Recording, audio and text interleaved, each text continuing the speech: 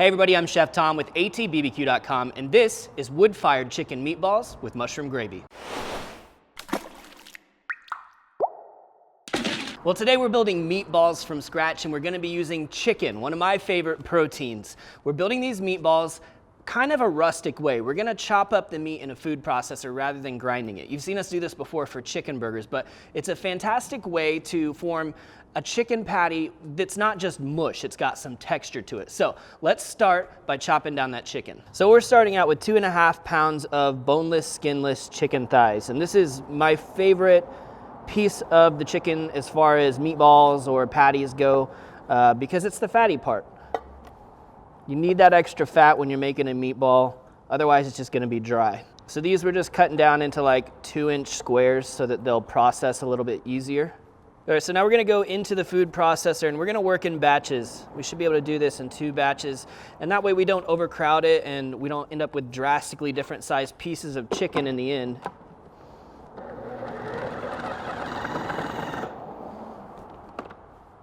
Shouldn't take long. You may need to move things around just a little bit, kind of scraping down the sides to make sure that it's processing evenly.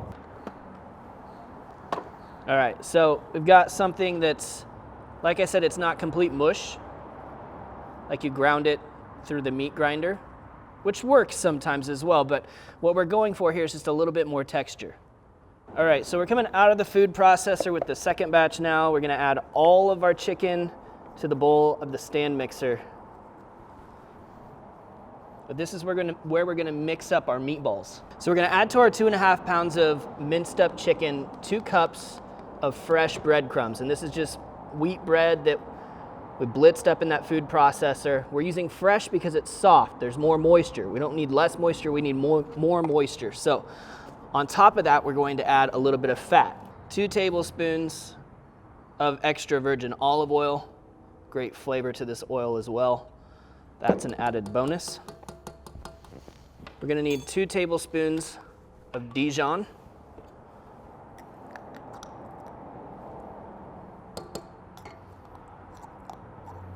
We want 2 tablespoons of our Cattleman's Grill trail dust, just an all-purpose seasoning mix, savory flavors, herbs and spices, salt and pepper. And last, we've got a 1/2 cup of feta. So we're gonna come in here with the paddle attachment. We'll start slowly. And this is just like anytime we're making sausage. You wanna get a good bind going on. And once I feel like this isn't gonna hop out of the bowl, we're gonna speed it up a bit. All right, let's check this out. Now what we're looking for here is that the meat should be kind of bound together. It should be a little bit tacky. As we pick up kind of a handful of this, you wanna see that it can hold together. Doesn't just automatically fall apart. It's got a little tackiness. That's what we're going for. Now at this point in the process, I'd encourage you to take a little bit of that meat mixture out of the bowl now, fire up a skillet, and just cook a little off. Have it taste test, make sure you like where all the flavors are at. I've done this recipe a couple times this week already, so I'm not gonna do that on camera today, but it's always good to be tasting your food as you're cooking. Now we're gonna form our meatballs into 2-ounce portions.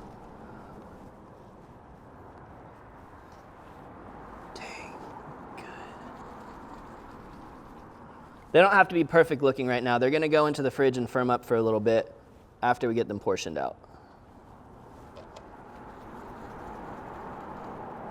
So we're just gonna get these transferred over to our sheet pan now. You should end up with about 24, give or take 1 or 2. These are gonna go into the fridge just to firm up a little bit. Today we're cooking on the Clementino Wood Fired Oven. While the meatballs are chilling down inside, we're gonna get a fire built so our deck is nice and hot. All right, so we're gonna build a fire right here in the center to kind of heat the center of the oven first, and then we'll slide it off to the side where we can contain it up against the wall. So I'm gonna put a couple of fire starters in here, and then we're just gonna stack these up a few layers.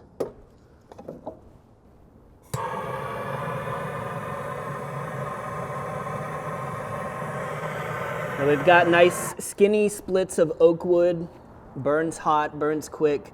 In this smaller oven, we just take our normal splits and split them down a little bit finer. These should be raging in no time. Now we've got just a little bit of knife work to do for our mushroom gravy, so we're gonna knock that out now while we're waiting on the fire to sort of break down into coals, and while our chicken meatballs are still firming up in the fridge. We're gonna start with a couple of shallots here. Just need to get them peeled and sliced. All right, now we've got 8 ounces of mixed mushrooms. We're gonna be chopping up nice and fine. We've got some oyster in here, some cremini, a little bit of shiitake. Let's just kind of section this off and work one section at a time. Not really too concerned about the shape of this. I just want them chopped down fairly fine. And just about like that should be great. All right, our fire is essentially broken down now. We're gonna slide it off to the side. Contain it with our fire grate.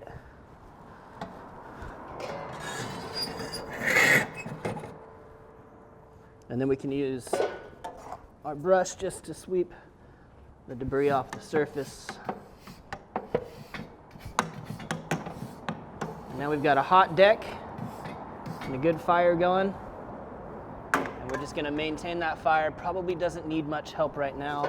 All right, we're just about ready to put our meatballs in. So we're gonna transfer from the sheet pan to our Lodge 12-inch cast iron skillet. Should be room for everyone in here.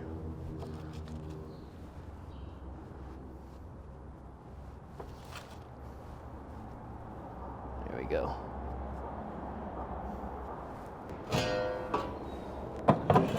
So now we're gonna cook these just uncovered, browning on all sides. It'll start to get the heat from the deck. It'll start to get the flame from the top. Speaking of which, let's throw another stick on there so we start to get some more of that flame. And then we're just gonna check on these, kind of rotating them until they're fully browned and cooked through. All right, check that out. And some nice browning on top already. And a little bit of browning from the bottom as well. So we're just gonna kind of turn these things around. We might also rotate some meatballs from left to right. That way we make sure we're browning evenly.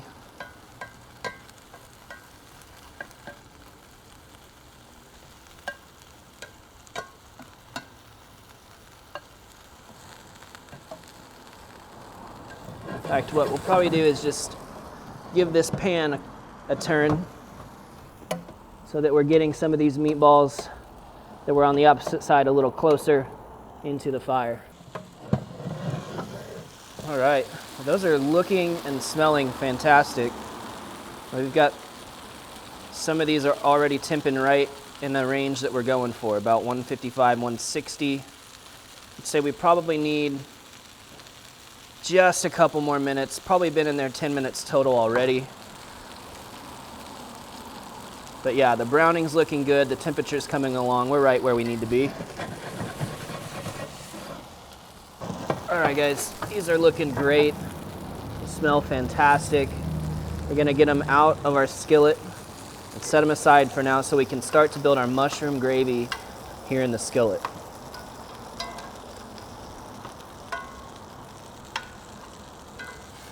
We'll leave some little bits of fond behind. That's not such a bad thing because that's gonna work its way into our mushroom gravy. Yeah, see that stuff, I say we just leave it behind and let it be a part of our gravy. So starting the gravy, we're gonna do 3 tablespoons of butter as well as 3 tablespoons of olive oil.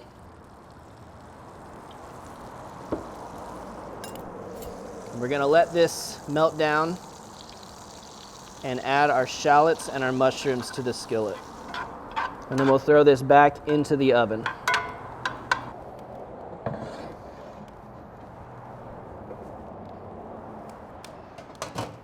All right, let's take a look at the mushrooms.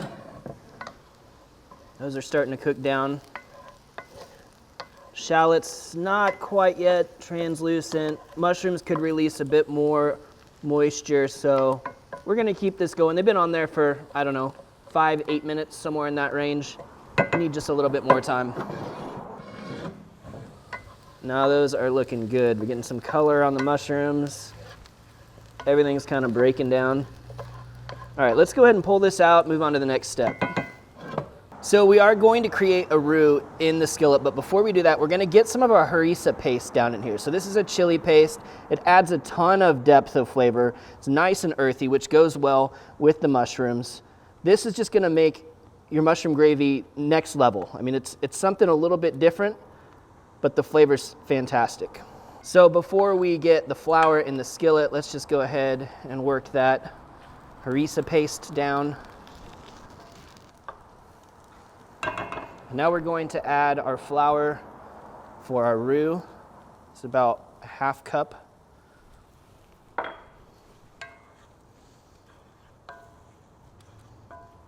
Just kind of get everything coated, and then we're going to throw this back into the oven to cook the rawness out of that flour.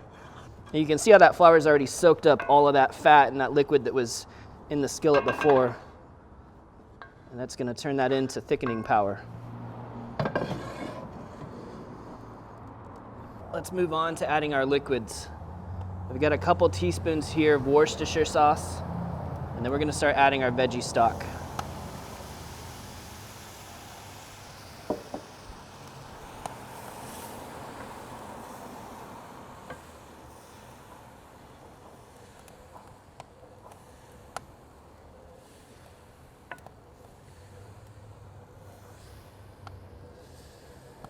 That's about half of our veggie stock. Let's add the second half.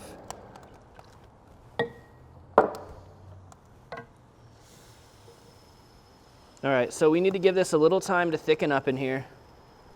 Just go ahead and slide it back in the oven.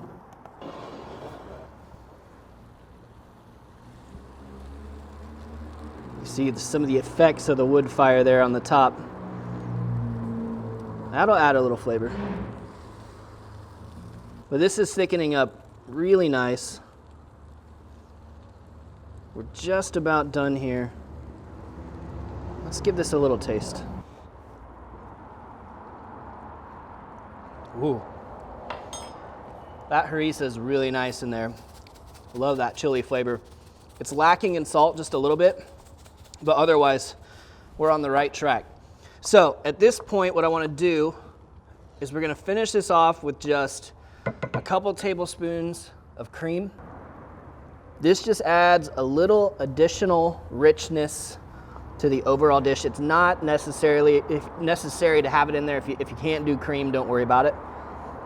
But it does add a little bit of richness. And then what we're gonna do here is we're gonna get our chicken meatballs, put them in the gravy, and just stick it back in the oven just to warm everything back up, and they'll be ready to serve. All right, just kind of turn all this over to get the meatballs fully coated in the gravy. And then, like I said, just back into the oven just for a couple minutes just to warm everything through. All right, we're coming out one last time. That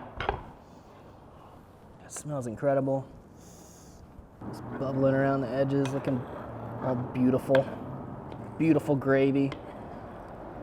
Well, let's plate it up and get a taste. We're gonna serve our chicken meatballs and our mushroom gravy on a bed of Yukon Gold Puree. I'll throw the recipe for this in with everything else, and you can always find those at the link in the video description. But we wanna spread this out because you want a little bit of this in every bite. We'll land a few of our meatballs right there in the center. And just spoon that gravy all over the top. All right, let's get a bite here.